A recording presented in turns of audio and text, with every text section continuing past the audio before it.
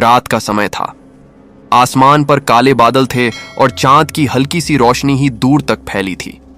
शहर से कुछ किलोमीटर दूर खंडहर नुमा किला खड़ा था, जिसके बारे में गांव के लोग कहते थे कि वहां रात को कोई जाता नहीं। कहते हैं वहां से अजीब अजीब चीखें आती हैं, और जिसने भी जिज्ञासा में अंदर जाने की कोशिश की वह कभी लौटकर नहीं आया। 3 दोस्त आरव, मीरा और कबीर शहर के कॉलेज में पढ़ते थे। तीनों में अजीब सी जिज्ञासा थी। खासकर कबीर को अलौकिक चीजों पर रिसर्च करने का बहुत शौक था। वह हमेशा मीरा और आरव को उकसाता रहता। डरने की क्या बात है, ये सब अंधविश्वास हैं। चलो आज रात किले में चलते हैं, सब सच सामने आ जाएगा। मीरा थोड़ी डरपोक थी। उसने कहा, नहीं कबीर, सुना है वहां से कोई लौट कर नहीं आता, क्यों अपनी जान खतरे में डालें? लेकिन आरव, जो ग्रुप का सबसे साहसी था, मुस्कुराकर बोला, डरने से सच तो बदल नहीं जाएगा। अगर आज नहीं गए तो जिंदगी भर सोचते रहेंगे कि असलियत क्या थी। आखिरकार मीरा भी मान गई और तीनों आधी रात को अपनी बाइक से उस किले की ओर निकल पड़े। किला बाहर से बहुत भव्य था, लेकिन टूटा फूटा। दीवारों पर बेलें लटक रही थीं और हवा में अजीब सी सीलन की गंध थी। जैसे ही वे किले के विशाल दरवाजे के पास पहुंचे, उसने खुद ही चरमराहट के साथ धीरे धीरे खुलना शुरू कर दिया। मीरा कांप उठी। दरवाजा अपने आप कैसे खुला?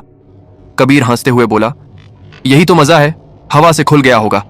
आओ अंदर चलते हैं। तीनों अंदर गए। किले के बड़े हॉल में चारों तरफ अंधेरा फैला था। उन्होंने टॉर्च जलाई। अचानक टॉर्च की रोशनी दीवार पर पड़ी। वहां लिखा था, 3 आए 2 लौटेंगे। मीरा घबरा गई। ये देखो, ये क्या लिखा है? आरव ने दीवार को ध्यान से देखा। शब्द पुराने खून से लिखे गए लग रहे थे। उसने गंभीर होकर कहा, शायद किसी ने मजाक में लिखा हो। कबीर मुस्कुराया, यही तो रोमांच है।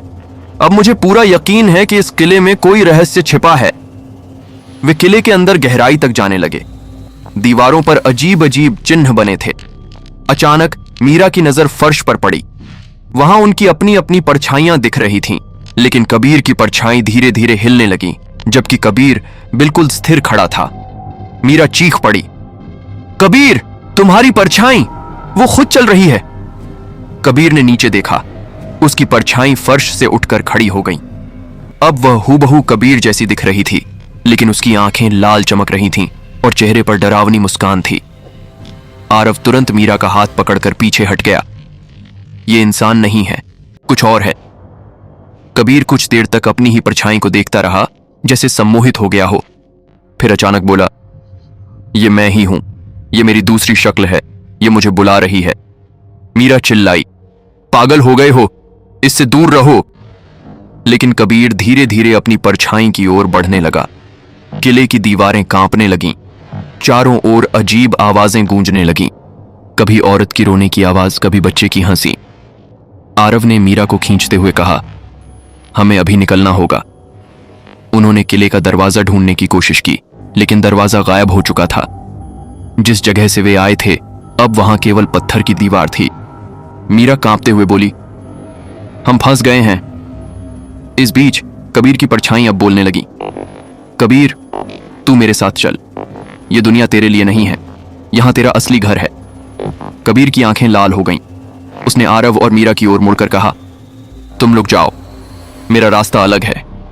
आरव ने गुस्से में चिल्लाकर कहा, कबीर, ये तू नहीं है, ये तुझे अपने वश में कर रहा है। लेकिन कबीर हंस पड़ा। उसकी हंसी इंसानी नहीं थी, बल्कि किले की गूंज जैसी थी। आरव ने हिम्मत करके कबीर की ओर दौड़ लगाई। उसने कबीर का हाथ पकड़कर खींचने की कोशिश की, लेकिन अचानक उसकी परछाई ने आरव को धक्का दे दिया। आरव दीवार से टकराया और जमीन पर गिर पड़ा।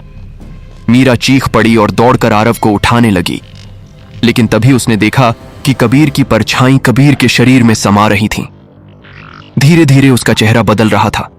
उसकी आंखें पूरी तरह लाल हो गईं और आवाज भारी हो गई।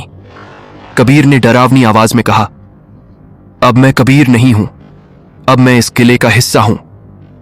आरव खड़ा हुआ और पूरी ताकत से बोला, तुझे हमसे नहीं ले सकता। उसने जेब से लाइटर निकाला और पास रखी पुरानी लकड़ी में आग लगा दी। किले की दीवारों पर जैसे ही रोशनी फैली, चारों ओर से चीखें सुनाई दी। परछाई चीखते हुए पीछे हटने लगी। कबीर थोड़ी देर के लिए सामान्य हुआ।